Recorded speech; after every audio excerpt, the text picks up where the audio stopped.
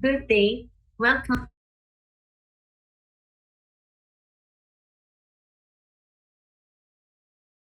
Students should be able to, number one, demonstrate skill in history taking, identify symptoms in health and in disease, record history and physical examination findings in standard format, analyze and correlate history with physical examination findings in an attempt to arrive at the diagnosis. We now go to your history taking. So this is a conversation with a purpose. Your primary goal is to listen and improve the well-being of a patient through a trusting and supportive relationship. This is both an art and skill, and it is primarily patient-centered. So as you go along, matututunan nyo yung tamang pag-interview sa patient. So art and skill siya talaga. So there are different kinds of health history. One is your comprehensive. We usually apply this to new patients in the clinic or in the hospital. So also for specialist evaluation on a problem with numerous possible causes. Another one is your focus or problem oriented. This is for specific complaints. Usually my ongoing or chronic problem on patient self-management, functional capacity, response to treatment, and quality of care. Also for health maintenance visit for screening and issues like smoking, weight, or high-risk sexual behavior. So you have two kinds of information, subjective and objective. So in your subjective information, this is what the patient tells you. So this is history from chief complaint through ROS or review of systems. Objective information is what you detect during your physical examination. So OPE findings is what the patient tells you.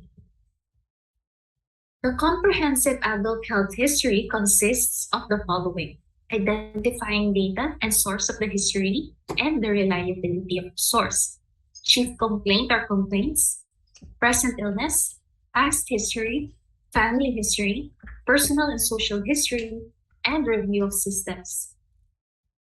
For the chief complaint, it is one or more symptoms or concerns causing the patient to seek care. Bakit siya nasa clinic mo or bakit siya nasa emergency room? So make every attempt to quote the patient's own words. For example, masakit ang tuhod ko, mayroon akong chest pain, masakit ang tiyan ko. If no specific complaint, report their goals instead. Baka for general check-up si patient, for regular follow-up, kaya siya nasa clinic. The present illness amplifies your chief complaint. It describes how each symptoms develop in sa patient for days or weeks, months. It includes patient's thought and feelings about the illness and pulls in relevant portions of the review of systems, pertinent positives and negatives. So this is important because it will help you arrive in your diagnosis. So these are the 7 attributes of a symptom: OPQ or STU or old card. So O onset, P palliating or provoking factors, quality or quantity, radiation, site, timing, and understanding. If you're using the old card, onset, location, duration, character, aggravating or alleviating factors, radiation, and timing. So, kasama din sa component ng adult health history, syempre, yung mga gamot nila, medications. So, if you ask for the medications, don't forget to ask for the name, the dose, the route, and the frequency. Yun, usually, nakakalimutan yun yung napapansin namin. Any home remedies that the patient is taking, any non-prescription drugs, vitamins, mineral, or herbal supplements, or oral contraceptives. Lalo na ngayon, madaming napapanood sa TV na pwede nilang inumin or i-inject. So you have to ask for it. And other medicines borrowed from family members or friends. So May ibang patients kasi, reseta ng kapitbahay nila, reseta ng kapatid niya, ng daddy niya, iniinom din niya. No? So, kailangan ma-elicit niyo yun sa history. So allergies, you have to ask if the patient has any allergies to food, medications, insects, or environmental factors. And ano yung specific reaction nila dun sa medication or food? Rashes ba? Difficulty of breathing? Facial swelling? Ano yung reaction nila? Or yung mga mas severe pa, bumababa yung BP. For the past history, you ask about the childhood illnesses like R, chickenpox, rheumatic fever, and any chronic illnesses nung bata. So for the adult illnesses, maganda ito may date. For example, yung patient mo diabetic, for how many years? Hypertensive, for how many years? Bronchial asthma, hepatitis, history of HIV, and hospitalization. Kung na-operahan si patient, surgical procedures, you have to ask the type, date, and indication of the OR. And minsan we write the institution kung saan siya ipinahan. So any obstetric and gynecologic diseases, psychiatric diseases, time frame, diagnosis, na diagnose ba talaga siya na mayroong depression, hospitalization, and any form of treatment. And also the health maintenance practices, immunizations, super important na ngayon, screening tests, lifestyle issues, and home safety. For the family history, we ask for the age, health, and our cause of death of siblings, parents, grandparents, children, and grandchildren. Any history of the following diseases: hypertension, coronary artery disease, elevated cholesterol levels, stroke, DM, thyroid or renal diseases, arthritis, TB, bronchial asthma, or lung disease. Madami kasi dito na mamana. It runs in the family. And any family history of headaches, seizure, mental illness, may nag-suicide na ba sa family members, substance abuse, allergies. Also, yung mga malignancy, history of malignancy sa family, particularly ng breast, ovarian, colon, and prostate cancer, or basta kahit anong malignancy, and any other genetically transmitted diseases. For the personal and social history, so we ask the patient anong trabaho niya. If the patient is retired, we ask for the previous occupation of the patient. And schooling, educational attainment, high school graduate, college undergraduate. What's the home situation of the patient? Sino kasama niya sa bahay? Any significant others? Sources of stress, important life experiences, military, financial and retirement. Any leisure activities of the patient, religious affiliation and spiritual beliefs, activities of daily living, and lifestyle habits. Does your patient exercise? May proper diet ba? Safety measures? And ano yung sexual orientation ni patient? Okay. It is important also to ask for smoking and smoking history. So, anong type na gamit na smoke ng patient? Here, kino-compute yan. So, kung nag-quit na siya, kailan, no? So, kailan nag-quit? Baka yesterday lang. And alcohol and drug use, current and past use, the pattern, and kung meron din sa family na gumagamit. And then we have to ask for any drinking problem. When was the patient's last drink? So, kung may drinking problem kasi, and parang lagi siyang umiinom, then we have to do the screening. Ito yung most widely used screening. So, cutting down annoyance when criticized, guilty feelings, and IOP. So, H. Naka-underline. So, sabi nila, 1 drink is equal to 12 ounces of beer, 5-ounce wine, and 1.5-ounce spirits. So we now go to the review of systems. So presence or absence of common symptoms related to each major body system. So ginagawa natin to kasi baka meron tayong na-miss na itanong dun sa present illness niya. For example, in general, meron ba siyang weight loss?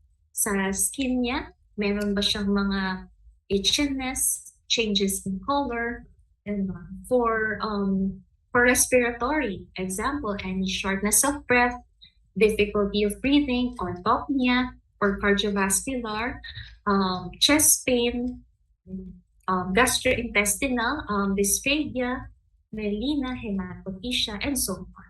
Urinary, may hematuria, dysuria. So, lahat yun, chine-check natin kasi baka may na-miss out tayo. So in your CD ward, you will see in your history and PE form, nandoon yun lahat. Okay.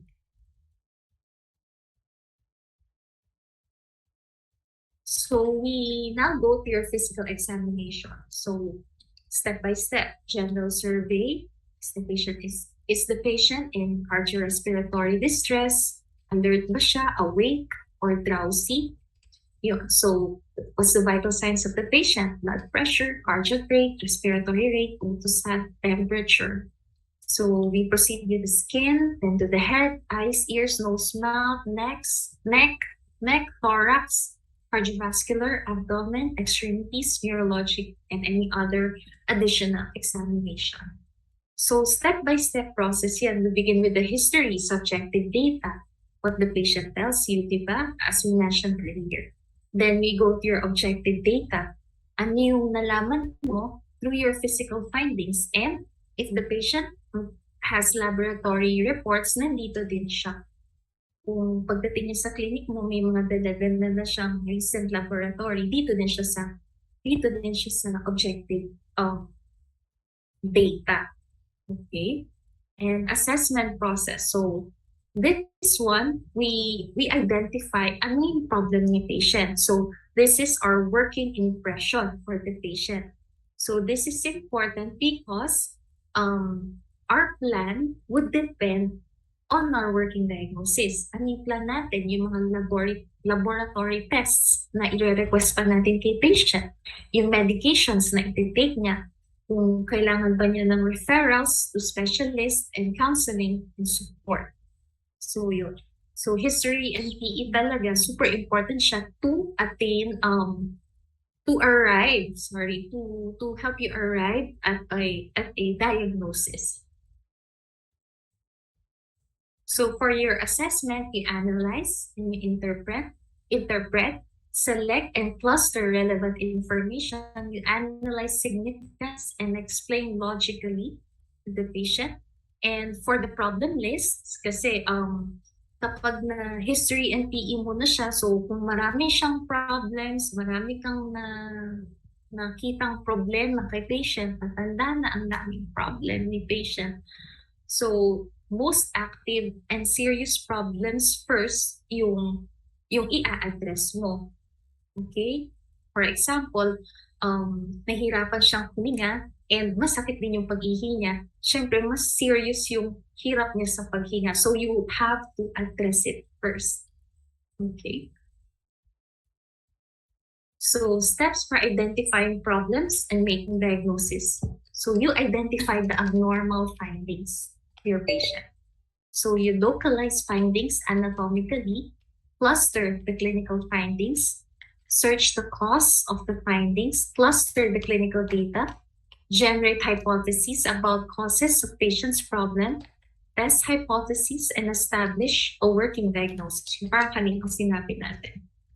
Steps for generating clinical hypotheses. Select the most specific and central findings around which to construct your hypothesis. Match your findings against all conditions you know that can produce them.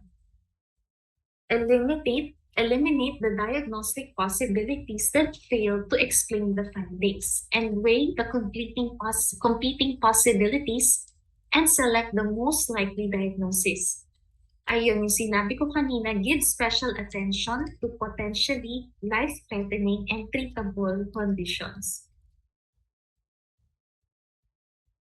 So now, after the history of the PE, you have to record your findings. So identifying data, source of the history, chief complaints, present illness, past history, family history, personal and social history, and ROS.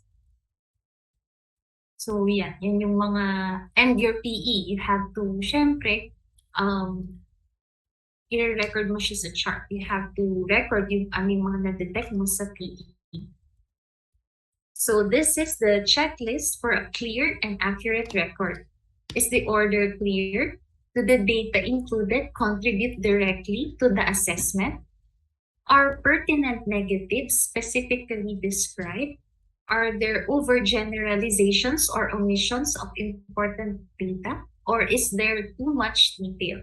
So yung pertinent negatives, for example, your patient came in with a weakness sa isang part ng katawan niya. For example, right-sided body weakness associated with headache and elevated blood pressure.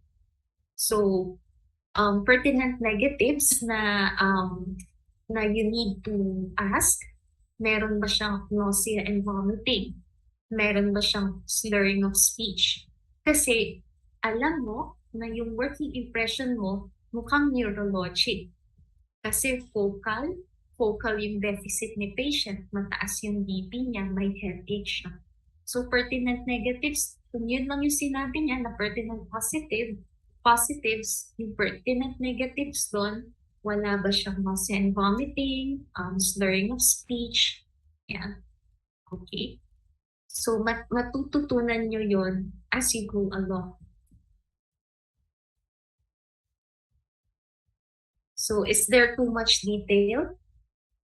Is the written style succinct? Are there excessive abbreviations? Is data repeated unnecessarily? Are diagrams and precise measurements included when appropriate? Is the tone of the write up neutral and professional? So dapat professional tayo, hindi yung parang nag-record tayo ng history in PE, parang nag-generalize tayo, parang chismis lang siya. So, kung ano lang yung nakuha natin, kung ano lang yung na-detect natin, yun lang yung i-record natin. So, guidelines for sensitive topics. Okay, so number one rule, syempre, be non-judgmental. So, this is the single most important rule. So sa lahat naman siguro, no, hindi lang sa patient, siguro kahit hindi natin patient, so be non-judgmental. Okay, so kapag mga sensitive topics, yung mga sexual history, ganoon, mga use of contraception, so we have to explain why that certain information is needed. For example, yung number ng yung sexual partners niya. So, i-explain natin kasi baka hindi nila naintindihan yun na important yun sa iniisip natin na working impression ni patient.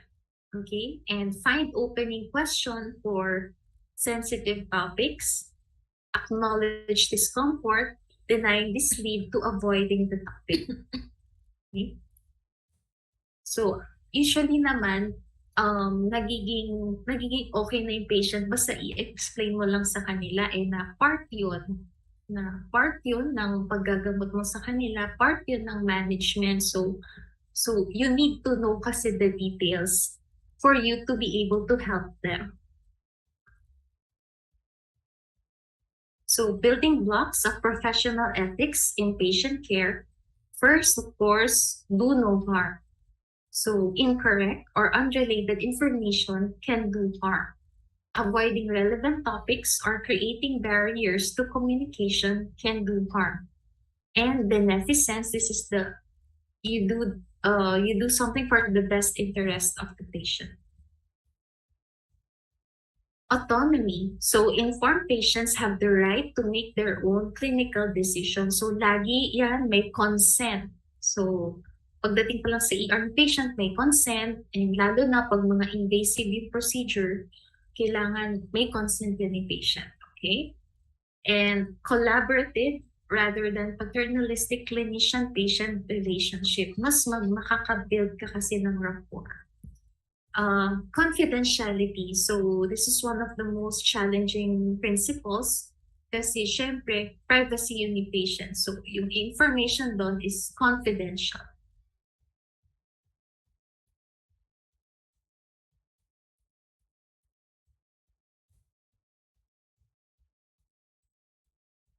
Okay, so that was the first part of the lecture. Gising pa ba kayo? Okay, kaya pa? Okay, so we go now to the second part of the lecture. Okay. Share screen.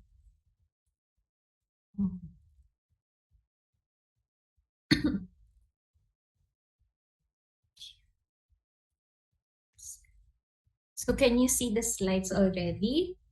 Okay na? Yes, Doc. Okay, sige. So for the physical examination, we will be talking about the general survey, vital signs, behavior, and mental status. So what are the common or concerning symptoms? Here's your fatigue. This is a sense of weariness or loss of energy. Weakness, magkaiba kasi yan. More on loss of muscle power. Fever, elevation of body temperature. Chills, shivering throughout the body. Weight gain and weight loss. Usually weight loss, 5% or more of usual body weight over 6 months. So later on, I will be showing additional slides regarding some common or concerning symptoms. So may additional slides tayo later. Okay, for the general survey or appearance, ano ba yung mga laman nito? So we state, we observe for the apparent state of health of the patient, chronically ill ba? Mukha bang well? Mukha bang frail yung patient mo? Next is your level of consciousness. Pinaka ginagamit dito yung Glasgow Coma Scale, GCS. Next is your signs of distress. Is your patient in cardiorespiratory distress or not? Next would be your skin color and obvious lesions. Paputla ba yung patient mo? Cyanotic ba? Jaundice ba? Dress, grooming, and personal hygiene na makikita nyo pag punta pa lang ng patient sa clinic nyo or hospital. Facial expression, up ba sa nararamdaman niya? Odors of the body or breath. Pero ngayon, syempre, hindi na kasi nakamask na tayo sa clinic and sa hospital. Posture, gait, and motor activity, which you can observe once the patient goes to your clinic. You also get the height and weight and compute for the BMI of the patient. And waist circumference. Don't worry, iisa-isahin natin yan.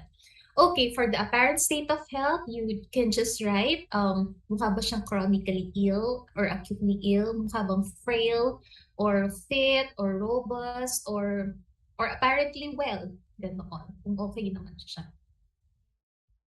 Okay, for the level of consciousness, kung okay naman si patient mo, kung sumasagot naman sa questions, tapos naglalakad, okay naman siya. So, ano siya, awake, alert, responds to questions appropriately. Pero yung ibang patients natin ay hindi ganon. So some patients can be lethargic, obtunded, stuporous, or comatose. Okay? So ano daw yung pagkakaiba nun? Pag lethargic, drowsy, tulog-tulog. So obtunded, confused, stuporous arouses sleep from sleep only after painful stimuli, and syempre comatose is unarousable. Usually intubated patients ito. Okay, so yung nag-open daw ng eyes, yes, for the lethargic, yes, for the obtunded. Stuporous, they lapse into unresponsive state when stimulus ceases. Syempre, comatose, still with eyes closed. Nagre-respond ba sa question? Yes, sa lethargy. Yung mga obtunded patients would respond slowly. Stuporous, slow or absent verbal responses. Pag coma, no evident response. Yung nakakatulog daw, yes, sa lethargy. Yung obtunded, decreased alertness and interest in environment. And stuporous, minimal awareness of self or environment. Syempre, comatose, wala. tulog pa rin siya, unarousable. Okay, so this is your Glasgow Coma Scale or what's known as your GCS. Okay, so kapag nagpa-practice na kayo, pag successful na kayo sa inyong mga fields, sa mga specialty, subspecialty, dapat alam na alam nyo talaga itong GCS, no? Kahit intern or nagsisimula pa lang kasi talagang kasama itong tanungin hindi lang sa mga exam sa med school, kundi sa mga board exam. Kasi dapat ang ano dito is alam nyo na to by heart. Okay? So sa GCS, may tatlong category: eye-opening, verbal response, and motor response. So the perfect score is 15. Okay? Ang pinakamababang score is 3. Okay, so take note 3. Walang GCS score of 0, walang GCS score of 1. Okay, kasi kapag may mga nakasama na kayo na ibang interns, pag-intern na kayo from ibang med school or residents na kayo, baka ma-judge tayo, okay? So yun, baka ma-judge tayo na hindi natin alam yung GCS. For the eye-opening, ang perfect score dito is 4. So 4 meaning may spontaneous eye-opening. Pag 3, to verbal command lang. Pag sinabihan siya, doon lang niya i-open yung eyes niya. Pag 2, so to pain. Pag 1, none. So pinamagdali, 1, none. So, yung iba kasi nalilito dito sa 3 and 2.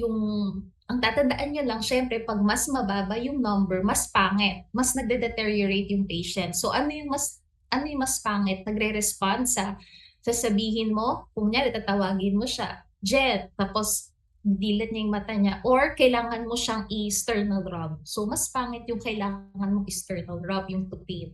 So, yun siya yung 2. Okay, iba kasi nalilito doon. Next is your verbal response. Perfect is 5, oriented. 4, confused. 3, inappropriate. 2, incomprehensible. Siyempre, 1 is none. So, yung iba din nalilito dito, incomprehensible tsaka inappropriate. So, incomprehensible, hindi mo maintindihan yung sagot ni patient. Okay? So, for the motor response, 6 yung perfect dito. Siyempre, obeys commands yung 6. 5, kaya niyang malocalize kung saan yung stimulus. 4, withdraws to pain. 3, flexion. 2, extension. And 1 is none. So, nung student ako, nalilito kasi ako sa flexion dito tsaka sa extension. So, ang tinatandaan ko na lang, kasi pag, di ba usually naman GCS, yung mga neurologic patient, stroke patient, lagi yan, every ilang, is, from time to time, ina-assess kasi ang mga neurologic patient kung bumababa yung GCS kasi baka kailangan mag-repeat ng CT scan sa kanila or MRI or baka nagde-deteriorate, baka kailangan ma-intubate nila. So, nung student ako, nalilito ako sa flexion or extension. So, ang ano pala dito, pag flexion, so mas flex papunta sa inner, so towards the cortex. So extension, palabas. So kapag ang neuro patient mo, ang stroke patient mo, medyo nag-extend na yung mga extremities niya, so mas pangit siya, mas nagde-deteriorate. Okay, so flexion is 3, 2, extension. Okay, for the signs of distress, 1 is your cardiac or respiratory distress. So, dapat sa clinic or sa emergency room, dapat makita nyo agad kung urgent yung problem ng patient. Oo. So, pag nakita nyo ito, mga respiratory distress, urgent yan. So, flaring of the ala-nasi, active contractions of the sternocleidomastoid, cyanosis, pallor, agitation, restlessness, cold, clammy, perspiration, makikita sa mga heart attack or MI, clutching of the chest, labored breathing, intercostal retractions, wheezing, coughing. Excuse me. Kaya pag sa emergency room, kahit madaming patients, pero nakakita na biglang may dumating na patient na ganito, in respiratory distress, syempre inuuna iyon. No, hindi naman first come, first serve. So, mas inuuna yung mas urgent. So, next is your pain. So, kapag in pain si patient, nakikita nyo wincing, facial grimacing. So, madali lang naman to, no? Sweating, syempre, ipoprotect niya yung painful area. Unusual posture, kasi nga pinoprotect niya yung area. Or yung mga depressed na patient, syempre anxious, mukha silang anxious, parang may flat affect and poor eye contact, fidgeting movements, cold and moist palms, and psychomotor slowing. So dapat pag doctor daw lahat na o-observe natin. Mukha ba siyang depressed? Mukha ba siyang in pain? O pareho? O pwede din, no? Pwedeng depressed siya in pain. So kayo na, i-ano nyo na doon. Okay, for the still sa general survey tayo. For the skin color and obvious lesions, ang ire-record natin dito, ano ba yung skin color niya, okay? Pale ba? Cyanotic o bluish discoloration? Jaundice, yellow? May mga rashes ba siya? Kung may rashes, generalized ba? Or meron lang mga specific na parts ng katawan? Mukha bang na-irritate lang? Mukha bang may nilagay lang ba siya sa face niya at na-irritate doon? Bruises? Baka naman binubugbog yung patient mo, and mottling. Okay, i-observe. We should also observe for the dress, grooming, and personal hygiene of the patient kasi it can give us clues to the diagnosis. Kung ang dami-dami niyang damit, pwedeng meron siyang cold intolerance that you can see in patients with hypothyroidism. Or they may hide skin rashes or needle marks. So, drug addict pala si patient, no? Yung iba. Okay, and lifestyle preferences. Or meron din mga neglected appearance, lalo na sa mga lolo-lola, mga elderly. So makikita nyo yan sa ER, kahit hindi yun yung complaint, makikita nyo eh. Makikita nyo doon sa patient, kunyari 80, 90 years old, 90 plus years old, parang hindi na napapaliguan, hindi nasusuklay si lola, yung damit niya hindi napapalitan, parang iba yung amoy, ganoon. So, medyo may neglect doon, no? Okay. Can also be seen in depression or in patients with dementia. For the facial expression, it can also give us clues to the diagnosis. For example, yung may mga stare, yung mga Graves' disease or hyperthyroidism, immobile, Parkinsonism, flat or sad sa mga depressed, and decreased eye contact. So may mga iniiwasan. Anxious patient, may fear and sadness. Okay, for the odors of the body and breath, so sinabi ko kanina, hindi na kasi naka-N95 na tayo sa naka-PPE na tayo sa hospitals or sa clinic. Okay, pero sabi sa book, pwedeng may mga alcohol na odor, acetone or fruity sa mga DM, ammonia sa uremia. Uremia is your elevated toxins in the blood caused by end-stage renal disease sa mga may kidney failure, yung mga uremia or yung uremic syndrome. Musty for liver failure. For the posture, gait, and motor activity, so mapapansin nyo, pagpasok pa lang ni patient, yung posture niya, paano siya maglakad. Can also give us clues. For example, mas gusto niya ng nakaupo, sitting upright. Kasi pag nakahiga, nalulunod siya. Yun pala, meron siyang left-sided heart failure. Parang, Doc, parang nalulunod ko, hindi ko kayang nakahiga. So, mas gusto niyang nakaupo. Yun. So, may cardiac problem pala. Leaning forward with arms raised, COPD, chronic obstructive pulmonary diseases. So resting tremors, shuffling gait, stooping. Dapat pag ito hindi lang sa CD or kahit saan nyo ito marinig, mga shuffling gait, resting tremors, stooping, dapat top of mind, ano na yan, Parkinsonism, okay? Bale, pag lagi nyo kasi siyang na-encounter, lagi nyo nababasa, matatandaan nyo na yan kahit hindi nyo i-memorize. So, sa lahat ng exam, masasagot nyo siya. So, staggering, unsteady gait, cerebellar ataxia. Diba sabi natin, we have to get the height and weight of the patient. Kapag short stature, pwedeng may Turner syndrome, childhood renal failure, kasi yung may mga kidney diseases, lalo na bata pa lang may kidney diseases na affected ang bones nila. Bone and mineral disease. So, hindi sila masyadong lumalaki. Okay? Achondroplastic and hypopituitary dwarfism. long limbs seen in your hypogonadism and Marfan syndrome. Height loss sa mga elderly patients natin, osteoporosis or vertebral compression fracture. Truncal fat or thin limbs, pero minsan kahit hindi naman sila crushing, medyo ano lang, no? Medyo chubby lang kasi hindi na nakakapag-exercise. Okay, truncal fat and thin limbs seen in your Cushing syndrome or metabolic syndrome or yung mga gumagamit na chronic use ng glucocorticoids. Kapag kukuha tayo ng height and weight, you have to compute for your BMI. Kaya nga tayo kumuha ng height and weight then, okay? So according to the Asia Pacific Guidelines, BMI of less than 18.5 is underweight.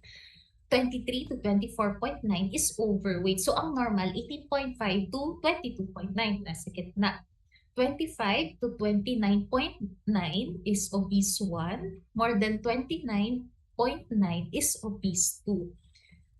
Okay, so BMI, so according to the book, BMI of 35 or more and waist circumference of more than 35 inches sa babae, sa women, and 40 inches in men, mataas yung risk for diabetes, hypertension, and cardiovascular disease. Kasi itong mga sakit na to, DM, high blood, cardiovascular disease, and yung mga dyslipidemia, elevated na mga cholesterol levels, medyo magkakapamilya, medyo magkakapatid yung mga yan, no? Obesity, diabetes, obstructive sleep apnea, medyo magkakapatid sila eh. Okay. So, exercise. Vital signs, okay? Blood pressure. So, your pre-hypertension is 120 to 139 systolic over 80 to 89 diastolic. Stage 1 hypertension is 140 to 159 systolic over 90 to 99 diastolic. Stage 2 is 160 and above over 100 and above diastolic. What is your orthostatic hypotension? So this is a decrease in your systolic blood pressure of 20 millimeters mercury or more, or diastolic beatings na 10 millimeter mercury or more within 3 minutes of standing from supine or sitting position. Yung bigla mong, or tumayo siya, di ba? Minsan tayo din biglang tumayo, nahilo, ganon, okay? So, tatandaan nyo dito, so systolic 20. So mas mataas siya systolic, nasa taas. So mas mataas yung number niya. Ganon. Nung nag-aaral ako, mahilig ako kasing yung mag-correlate para hindi ko kasi lahat kaya i-memorize. So ang ginagawa ko, kino-correlate ko siya. So pag na-correlate ko siya, parang natatandaan, parang madali siyang matandaan. Kasi ang daming, pansin nyo, no, daming information, med school, ang daming mini-memorize. Pero pag kino-correlate nyo siya, parang mas, well, for me lang yun. So, systolic, 20. So, systolic kasi, di ba, alam niyo naman yung systolic, di ba? Kunyari, 120 over 80, nasa taas, systolic, nasa baba, diastolic. So, mas mataas siya, 20 siya. So, yung nasa baba, mas mababa siya, 10. Okay? Siyempre, decrease. Okay? Kaya nga, hypotension, hindi increase. Okay, ang causes could be drugs, moderate or severe blood loss, prolonged bed rest, or usually may dysautonomia, diseases of the autonomic nervous system. For the cardiac rate, so above 100, dapat memorize na ito, tachycardia, yung tawag doon, below 60, bradycardia. And sabi sa book, kapag tachy, increased risk of cardiovascular disease and mortality. Okay? Kaya siguro kung mapapansin ninyo, baka yung parents or mga grandparents or yung mga family members, o baka may iba din dito na yung iba nilang gamot, may mga carvedilol, di ba? Metoprolol, bisoprolol, okay, yung mga beta blocker.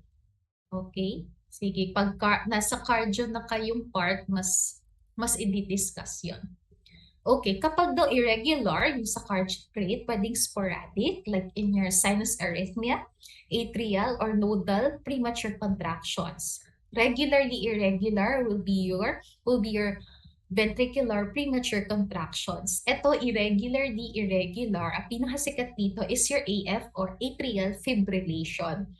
Pwede rin atrial flutter, pero usually sa clinic, sa hospital, pag sinabing may AF yung patient, atrial fibrillation usually yung ano doon, no? Ang pino-point out. Tandaan nyo, irregular atrial fibrillation yan. Okay, for the respiratory rate and rhythm, yung may mga rapid, deep breathing, hyperpnea can be caused by exercise, high altitude sepsis, or anemia, low hemoglobin in the blood. Hyperventilation can be caused by hypoxia or nag-hypoglycemia patient mo. No? Compensatory overbreathing, fast, normal, or slow, seen in your Kussmaul breathing. Ito yung may mga systemic acidosis. Systemic acidosis, ano yung systemic acidosis? Okay, so for example, may mga kidney failure or end-stage kidney disease. So, nagpapa-ABG, no? Para malaman kasi natin yung kung acidotic yung patient, we do the arterial blood gas. Alam ko na siguro na-discuss na yun, no? So, para malaman doon. So, kapag acidotic kasi, yung Kussmaul breathing, parang nagko-compensate yung breathing, medyo binublow off niya yung carbon dioxide kasi acidic na yung ano nila yung sa blood. Acidotic na sila. Okay, so yun. Rapid shallow breathing, tachypnea, can be from salicylate intoxication, restrictive lung disease, or pleuritic chest pain. May masakit pag humihinga, so mabilis, tsaka shallow lang. Hindi sila makahinga ng malalim.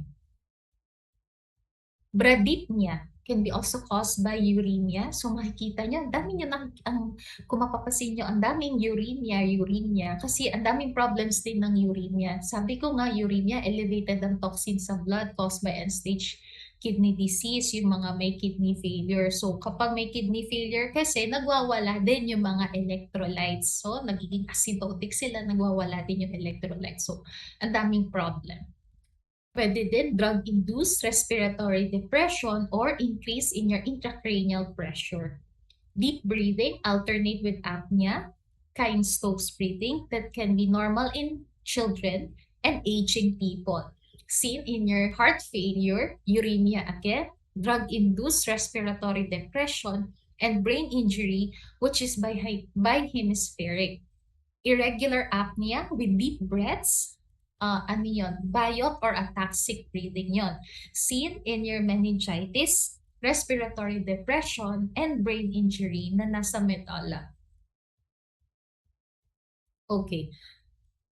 For the body temperature, fever or pyrexia. So we know that fever can be caused by infection. Usually infection yan. Trauma, surgery, or crush injury. Malignancy, drug reactions, immune disorders like in your collagen vascular disease. Sabi sa book, hyperpyrexia daw is more than 41.1 degrees Celsius. Ang hypothermia, according to the book then, is less than 35 degrees Celsius rectally. Can be caused by exposure to cold, paralysis, vasoconstriction from sepsis, alcohol, starvation, hypothyroid, and hypoglycemia.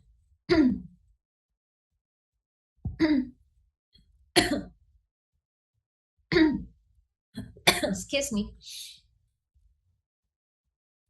For a while.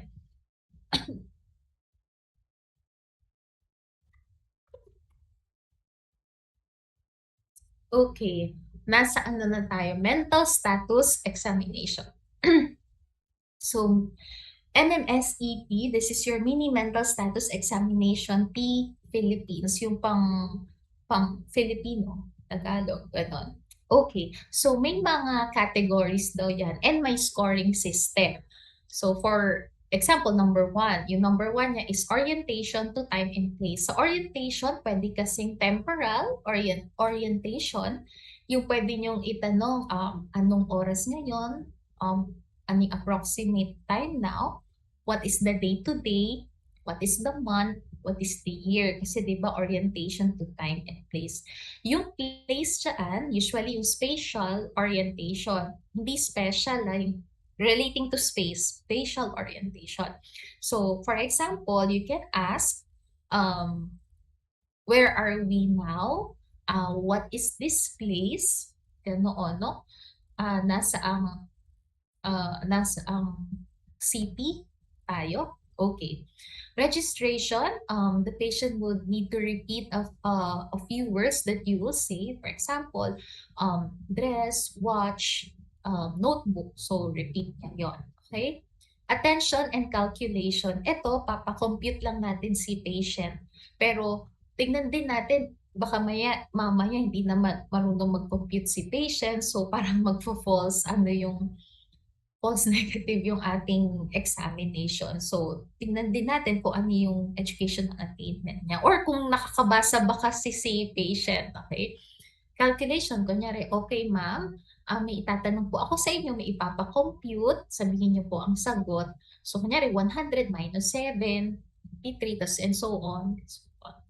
Yun, papakompute niyo siya. Okay? Delayed recall, papaulit nyo lang yung mga sinabi niya kanina, yung kaninang 3 words, pwede yun, pwede nyo ipaulit yun. So, can you repeat what you have just said? Yung kaninang 3. Ganun. So, 3 points daw yun. So, 10, 3, 5, 3. Okay, for the language naming, so, yung kukuha lang kayo ng object, common object, tapos ipapaname nyo lang sa patient. So, ano po ito? Ballpen. Ano po ito? Watch. Ganun. Okay? Repetition, magpaparepeat lang kayo ng words kay patient. 3-step command. Ito medyo mahirap kaya 3 points siya. So for example, kunin niyo po yung papel gamit ang inyong kanang kamay, tupiin niyo po ito sa gitna at ilagay niyo po sa table gamit ang inyong kaliwang kamay, parang ganoon. Yun, kaya 3-step command. So 3 siya. Reading comprehension, dito siya. For example, reading comprehension, papabasa mo kay patient, basahin niyo po yung nakikita ninyo, tapos gawin po ninyo. So, pag binasa niyo, ipikit ang mga mata. So, dapat pipikit niya yung mga mata niya. Okay, yung reading comprehension. So, dapat naiintindihan niya. Dapat marunong siyang magbasa. Okay? Writing, pasulat niyo lang si patient ng isang sentence that makes sense. Okay? Simple lang naman. Okay, copying and visual spatial function. Okay, good. Ito yung nasa baba na pentagon. Okay, sabihin nyo, kopyahin nyo lang po yung nakikita ninyong figure. So, dapat makopya din niya pati yung intersection, yung pagdikit ng pentagon. Okay. So, scores, pag 24 to 30, no cognitive impairment. 18 to 23, mild. 0 to 17, severe cognitive impairment. Okay, saan na tayo? Skin, hair, and nails. Symptoms, hair loss, syempre nasa hair tayo. Hair loss, rashes, itching, and growths. These are the causes of your generalized itching without apparent rash. Dry skin, pregnancy, uremia, parang lagi may problem yung uremia, no? Kanina pa natin nakikita. Uremia, jaundice, lymphoma, leukemia, drug reaction, polycythemia vera, and thyroid disease. What are your risk factors for melanoma? Number 1 is history of previous melanoma or non-melanoma skin cancer. Age over 50, red or light hair. So hindi masyado sa sa Pinoy, no? Sa mga foreign siya, red or light hair. Radiation UV from sun or tanning. Tapos sila din yung mahilig magpa-tan. Okay? Mole, atypical or large, solar lentiginous or freckles, severe blistering sunburns in childhood, skin or eye, light color. So yun daw yung mas yung risk factor for melanoma or immunosuppression from HIV or chemotherapy. So ano yan? Harms. S, 4 na S. Harms. Ay, 2 R. Okay, arms, dalawang arms. Skin color. Okay, skin lesions. Kapag may mga skin lesions, we have to take note of the primary lesion. What is the primary lesion? We will discuss it in a while. Number, so ilan, ano yung size, shape, ano yung color, texture, location, and configuration. So, dito na tayo sa primary lesions of the skin. Okay, so memorization na naman. So, gamit na ano na lang kayo ng yung para madali nyong matatandaan siya. So, kasi memorize na naman, no? So, flat spots. Unahin natin yung flat spots. Pag flat daw, macule or patch. Macule, up to 1 centimeter. Can be due to drug eruption, pinea versicolor, or benign nevi. Kapag more than 1 cm, so macule up to 1, patch more than 1. So pag flat, macule or patch. Okay? For example, your cafe au lait spot, seborrheic dermatitis, and vitiligo. So makikita nyo rin sa picture para mas matatandaan ninyo. Pag gray spots, so from flat, raised spots na tayo. So papule, up to 1 centimeter. Pag plaque, more than 1 centimeter. So pag nagbasa kayo, pag nag-memorize, parang ganoon para mas madali siya. So, flat muna, tapos raised. Pag papule, for example, skin tags, cutate psoriasis, basal cell carcinoma, or your molluscum contagioso. Pag plaque psoriasis, atopic and nummular dermatitis, and pityriasis. As you can see in the picture, ayan, no, may mga scaly lesions, typical of your psoriasis. Fluid filled. Okay. Medyo madali itong fluid filled, 'di ba? Kasi vesicle, alam natin, 'di ba yung vesicle, may laman 'yan, may fluid, no? So pag fluid filled vesicle or bullae. Syempre bullae, alam mo may laman din 'yan na fluid. Okay, vesicle up to 1 centimeter. Serous, for example, your herpes simplex, yung nasa picture. Kita niyo, 'di ba, parang eyeballing pa lang may laman na sa loob. Okay. Dito naman sa bullae, makikita nyo sa picture, mas malaki siya, di ba? More than 1 centimeter. Can be from insect bite, second degree burn. Okay. Pag palpable, elevated lesions, it can be nodule or pustule. Nodule, marble-like, more than 0.5 centimeter, deeper and firmer. Like in your dermatofibroma, yung nasa picture, parang siyang marble, di ba? Pustule, yung parang pag sa acne, di ba? Ayan o, sa picture. Filled with pus. Okay. Ano pa yung mga palpable elevated lesion? Cyst. Okay? Encapsulated collections of fluid or semi-solid. Pag narinig nyo, encapsulated collection, cyst. Yeah. So, encapsulated collection, cyst.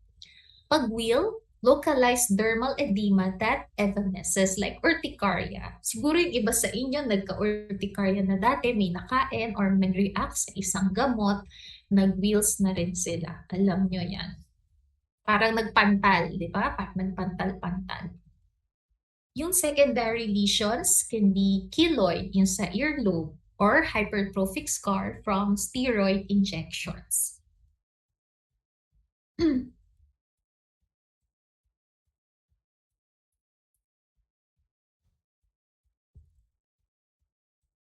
Malignant melanoma tayo. Ito kasi yung importante na malaman natin kung meron yung patient, no? So ano yung mga what to watch out for, kasi 'di ba may mga moles, may mga lesions, may mga nunal nakakaiba. So sabi nila pag asymmetrical, number 1. Number 2, irregular yung borders, especially ragged, notching, or blurred. Number 3, may color variation, iba-iba, blue, black, blue, white, or red. Okay? Pag malaki din siya, more than 6 millimeters in diameter, evolving, elevated, firm to palpation and growing. Baka malignant melanoma. So, check nyo din kung meron kayong mga lesions. Hair loss. Hair loss can be generalized or diffuse, or it can be local. Okay, yung mga generalized or diffuse, usually from exposure to agents like chemotherapy. So, lahat kasi systemic kasi, di ba, yung chemotherapy. Focal, alopecia areata, as you can see in the picture, tinea capitis, or scarring alopecia. Paronychia nails. So, parang ang dami nang i-memorize, no? Okay, paronychia. Nail folds are red, swollen, and tender. So, remember, paronychia, usually, infection yan. So, pag infection, baka from bacteria like your Staph aureus and Streptococcus infection. Okay? Clubbing of the fingers. So, eto naman, usually may cardiovascular, no? Cardiovascular or lung disease.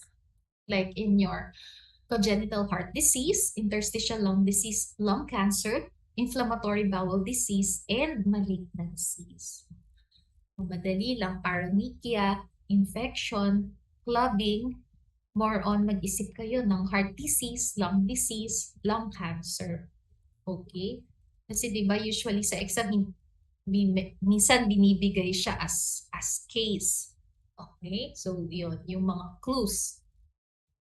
Onycholysis, this is painless separation of the white and opaque nail plate from the pinker translucent nail bed.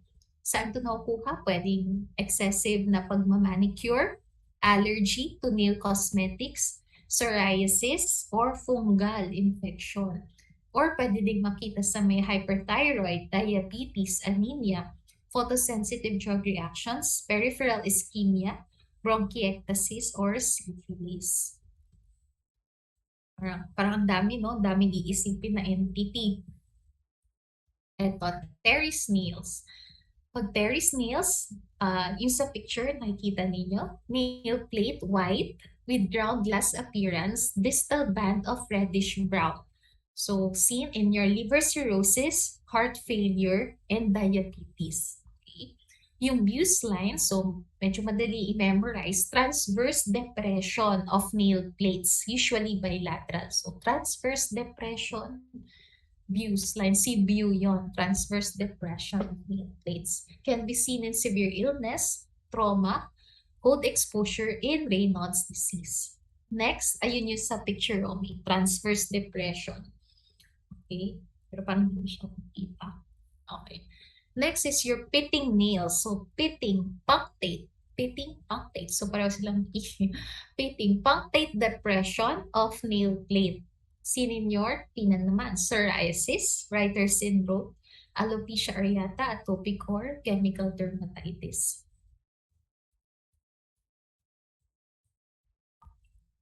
Wait lang, head and face, hindi na natin yan. So, I just have additional slides. Gising pa ba kayo? Tutulog na. Okay pa?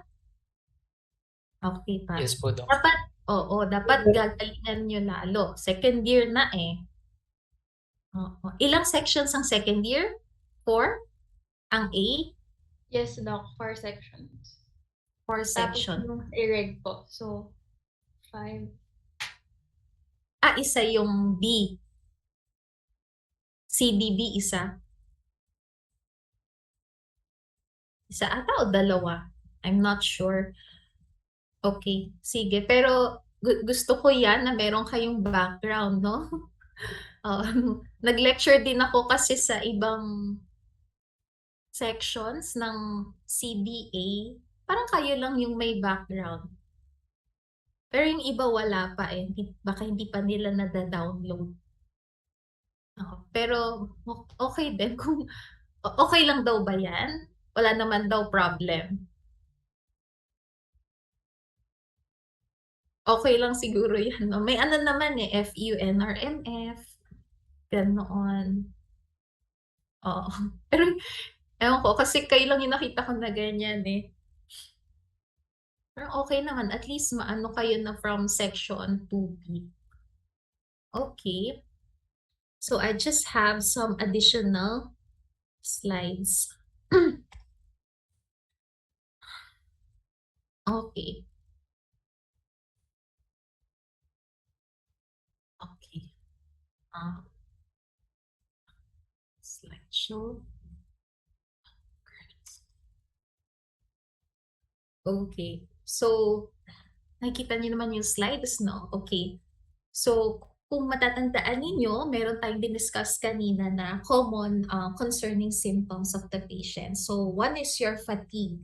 Diba kung natatandaan ninyo? Fatigue is a prominent manifestation of a number of systemic, neurologic, and psychiatric syndromes.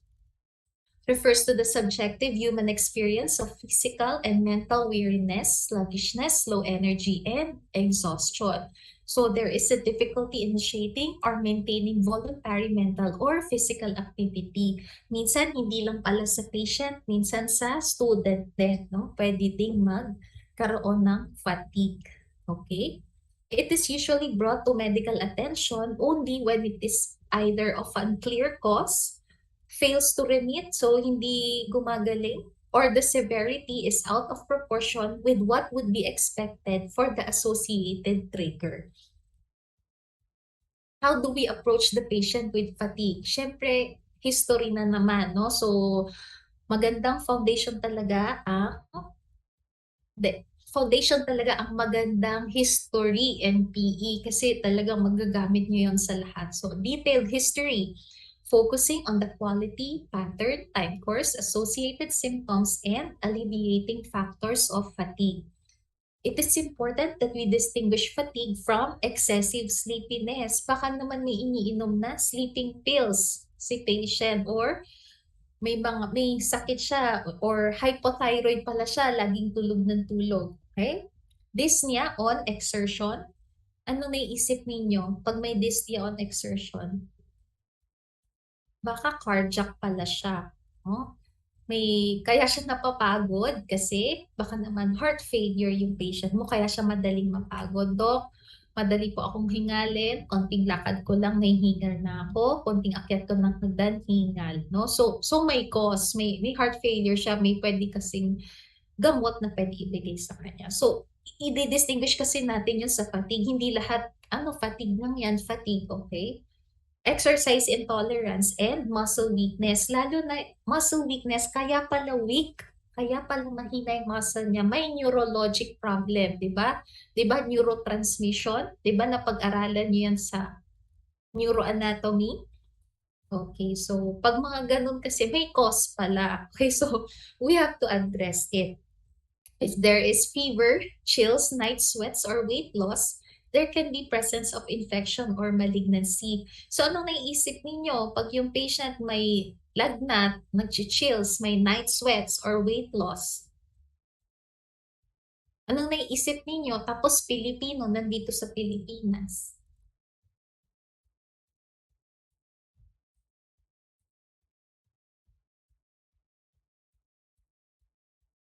Anong entity? Baka may TB.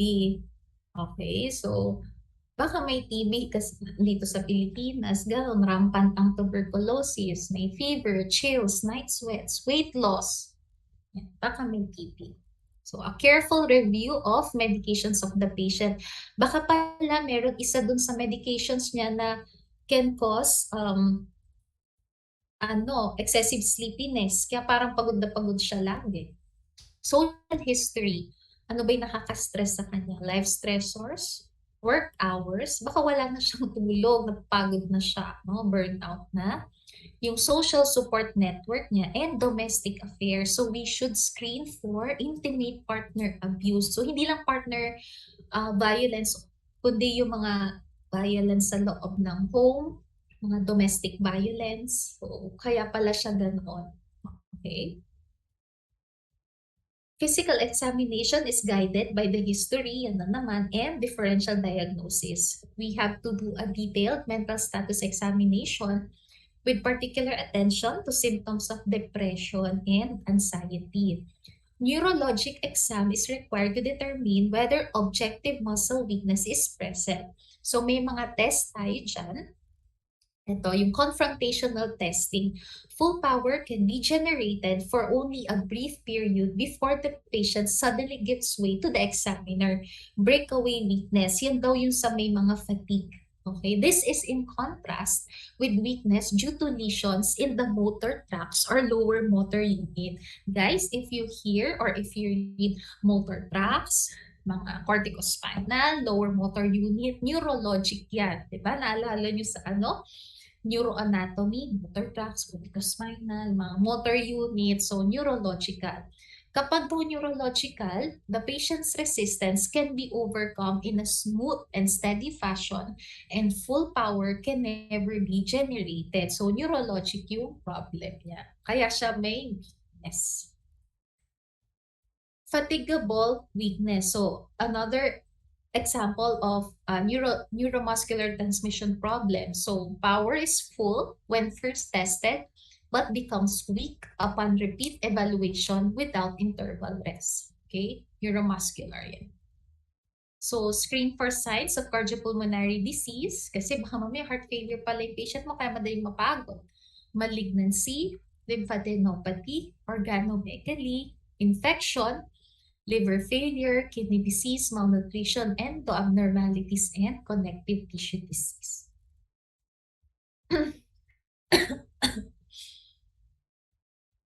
We go to fever. So body temperature is controlled by your hypothalamus. Core body temperature daw is 36.5 to 37.5 degrees Celsius. Yung fever is morning temperature of more than 37.2 or an afternoon temperature of more than 37.7. So, saan nila nakuha yon? So, kasi sabi sa studies, maximal normal oral temperature is 37.2 at 6 a.m. and 37.7 at 4 p.m. So, magkaiba pala yon. No? So, pag kinuha mo ba yung temperature sa umaga or sa hapon? These values define the 99th percentile for healthy individuals. So, yan yung nasa book. Rectal temperatures are generally 0.4 degrees Celsius higher than oral readings. Why? Kasi minsan yung sa oral, di ba, nagmamouth breathing sila or rapid breathing. So, medyo lower siya ng konti lang naman. In women who menstruate, temperature rises by 0.6 degrees Celsius with ovulation and stays at that level until menses occur. So, ito lang naman yung mga variations ng temperature. So, how do we approach the patient with fever? Of course, we have to determine the chronology of events. Na-expose ba siya sa mga may infection? Baka naman na-expose siya sa COVID, kaya siya nilalagnat, no? Yun, exposure niya, kung gaano na ba katagal, days na ba, ilang days, months, weeks na siyang may on and off na fever. Ayun.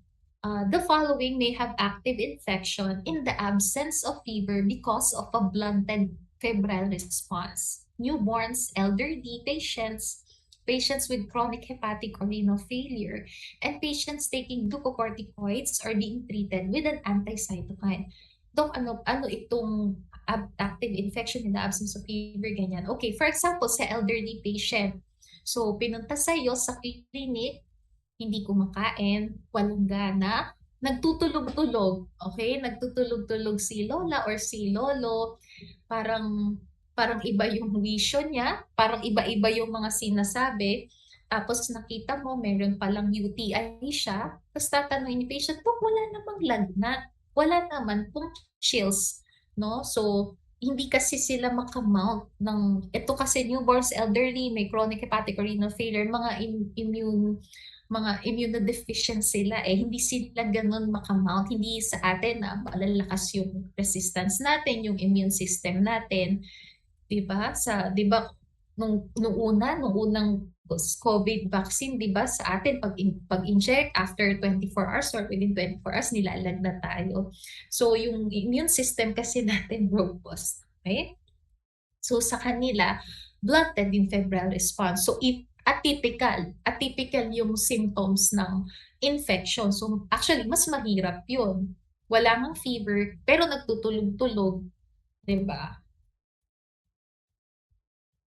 Okay, approach to the patient with rash naman tayo. Okay, sa rashes. So, pag rashes, assess the patient before taking an extensive history. So, this will ensure that the entire cutaneous surface will be evaluated. Okay, 4 basic features of a skin lesion: distribution of the eruption, types of primary and secondary lesions, shape of individual lesions, and arrangement of the lesions. An ideal skin examination should include evaluation of the skin, hair, and nails, as well as the mucous membranes of the mouth, eyes, nose, nasopharynx, and any genital region.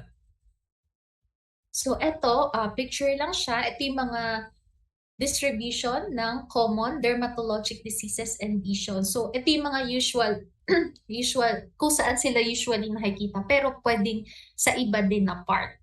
Okay? Diyan lang yung usually sila, pero hindi naman diyan lang talaga dapat. Pwede rin makita sa ibang part. Okay. So, when you're examining a patient with a rash, in the initial examination, kailangan the patient be disrobed as completely as possible. So you wouldn't miss out important individual skin lesions. Pero syempre, kailangan may consent din. Hindi mo naman agad itatanggalin yung damit ng patient. So dapat may consent para iwas mga legal gulo, okay? So examine from a distance of about 1.5 to 2 meters or 4 to 6 feet para mas makita mo lahat yung general character at saka yung distribution niya kung nasaan siya. Okay? Distribution of lesions often correlates highly with the diagnosis. So patient with a generalized erythematous exanthem is more likely to have a drug eruption than is a patient with a similar rash limited to the sun-exposed portions of the face. So kapag daw yung mga drug-induced mga rashes, ganyan, drug eruption, so more on generalized siya. Kasi kunyari ininom niya or IV, so more on generalized siya. Okay. Once the distribution of the lesions has been established, the nature of the primary lesion must be determined. Kapag daw ang lesion ay nasa elbows, knees, and scalp, the most likely possibility kung ibe-base sa distribution is psoriasis or dermatitis herpetiformis. So how do we differentiate? Yung primary lesion daw sa psoriasis, scaly papule. Di ba kanina nakita ninyo yung parang may puti-puti, no? Scaly. Sabi ko sa inyo, scaly, maisip nyo na psoriasis, no? So, kasi sa exam, sama-sama na di ba? Parang ang dami na, lahat na nandyan. No? So parang ngayon pa lang medyo i-familiarize nyo na.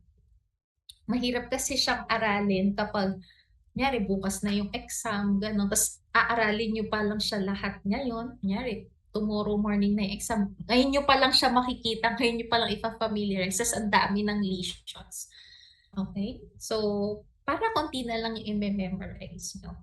Primary lesion in psoriasis, scaly papule that soon forms erythematous plaques covered with a white scale. So, scale, psoriasis. Primary lesion in dermatitis herpetiformis. So, urticarial papule naman siya. So, urticarial papule that quickly becomes a small vesicle. So, yung mga secondary changes in the skin also helpful to establish the diagnosis. Kapag scale, excessive epidermis. Kapag crust, discontinuous epithelial cell layer. Okay? Ano bang magandang dito? Pag crust, di ba? Crusty, discontinuous siya. Crusty, discontinuous epithelial cell layer. Okay? Okay, so ito yung picture, yung kanina nating dinidiscuss. So, psoriasis, ito na naman siya. Nakita niyo na naman yung silvery scale. Okay, psoriasis. And yung dermatitis herpetiformis, pruritic. Di ba sabi natin kanina, urticarial papules. So, pruritic group, papullovesicles on the elbows. Okay. Palpation of skin lesions, red papules on the lower extremities that blanch with pressure can be a manifestation of many different diseases. However, hemorrhagic red papules that do not blanch, so do not blanch with pressure, indicate palpable purpura, ganoon, necrotizing vasculitis. Okay, most probably. Okay? Kasi yung mga characteristic nila So, nandyan yung picture. So, necrotizing vasculitis of the lower extremities. So, in here naman, ano yung nakikita nyo doon sa shape ng lesion? Target, no? Di ba parang may sa loob, tapos may outside na circle. Target shape lesions. Target shape lesions, erythema multiforme. So, target shape lesions that consist in part of erythematous plaques are specific for erythema multiforme. So, arrangement of individual lesions. Erythematous papules and vesicles arranged in a specific linear array suggest allergic contact dermatitis or primary irritant dermatitis. Pag meron lang siyang, kunyari sa elbow lang or sa legs lang, pag meron lang siyang isang array lang, baka, or kunyari sa paa lang, baka naman contact dermatitis lang, nag-alert or na-irritate lang, irritant dermatitis, na-irritate lang kunyari, bago yung shoes niya or bago yung slippers niya, doon lang. Okay? Yung sa isa naman, lesions with a generalized arrangement suggest a systemic etiology. So, generalized, baka may drug-induced rashes. Okay, so ano yung take note natin? Evolution of lesions, site of onset, manner in which the eruption progress or spread, duration, and periods of resolution or improvement in chronic eruptions. So, minsan okay, sasabihin ng patient, minsan kalmado po yung balat ko tapos minsan ito na naman siya, parang buhay na naman yung mga rashes niya. Okay, symptoms associated with the eruption. So kapag sa ward ninyo, kapag ang patient ninyo may rash, diba may ward kayo, history taking. Kunyari, ang chief complaint rash, diba mahirap. So, tatanong kayo yung mga pertinent yung mga pertinent positives, pertinent negative. Kasi pag sinabi, ba't po kayo nagpa-consulta ngayon? Kasi po may rashes ako sa mukha, ganyan, may rashes ako sa leeg.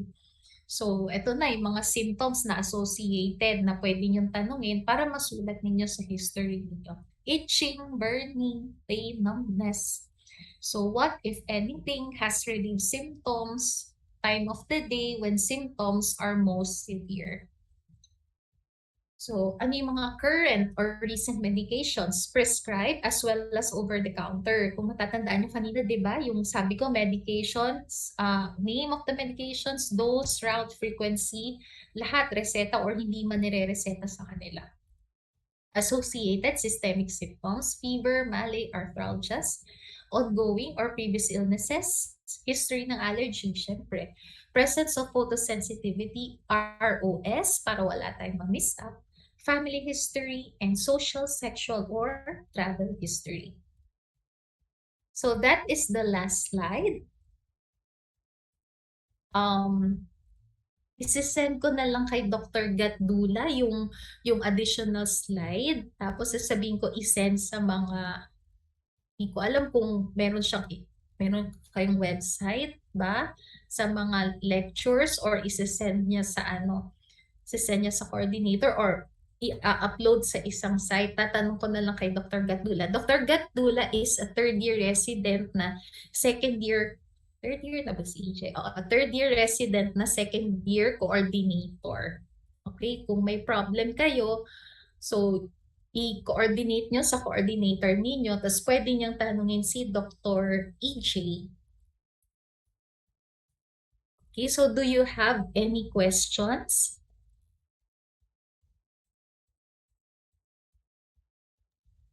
None so far, Doc. Okay, nakapunta na ba kayo sa FEU? Nakapunta na nung first year IPD? Okay, face to face. Okay. Ilan kayo? Okay. Tulog na yata yung iba eh.